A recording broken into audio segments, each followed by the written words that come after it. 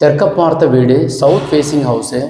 அடியேன் உட்கார்ந்துருக்கிறது வந்து கன்னி மூலை, தென்மேற்கு மூலை, மகாமேரு மூலை.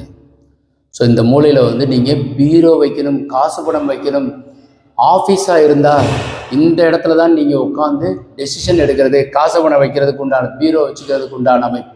ஒரு வீட்டுக்கு கன்னி மூலை ரொம்ப ரொம்ப சுத்தமாக இருக்கும்.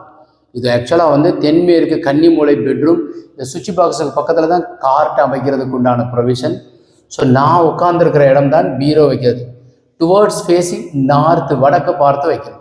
ஸோ எப்போவுமே கன்னி மூலை கேப்பே இருக்கக்கூடாது. நல்லா இந்த சவுத்தையும் ஒட்டி நீங்கள் வச்சுக்கோங்க. வீடு கட்டிகிட்டு இருக்கீங்க, கட்டி முடிச்சிட்டிங்கன்னா இந்த இடத்த வந்து நீங்கள் தொட்டு கும்பிட்டுக்கோங்க. கன்னி மூலை உங்களுக்கு உயர்வை கொடுக்க போகுது. ஏதோ வந்து ஒரு உபூதி, குங்குமம், சந்தனம், குலதெய்வத்தை சாமி கும்பிட்டு வந்தீங்கன்னா இதில் நீங்கள் பள்ளம் தோன்றிருப்பீங்க அல்லது கன்ஸ்ட்ரக்ஷன் பண்ணுவீங்க, டைல்ஸ் ஒட்டுவீங்க. அப்பப்போ அதில் சேர்த்துக்கிட்டே வாங்க.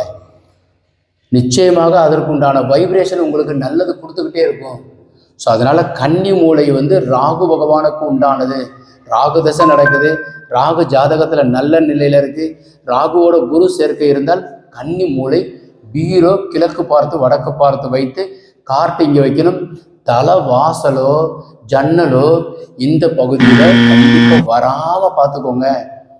இந்த வீடியோ உங்களுக்கு உபயோகரமாக இருக்கும்னு நம்புகிறேன். அப்படி யூஸ்ஃபுல்லாக இருந்தால் ஒரு லைக் பண்ணுங்கள், ஷேர் பண்ணுங்கள், கமெண்ட் பண்ணுங்கள். முக்கியமாக சப்ஸ்கிரைப் செய்து வைங்க. வணக்கம் ஃப்ரெண்ட்ஸ்.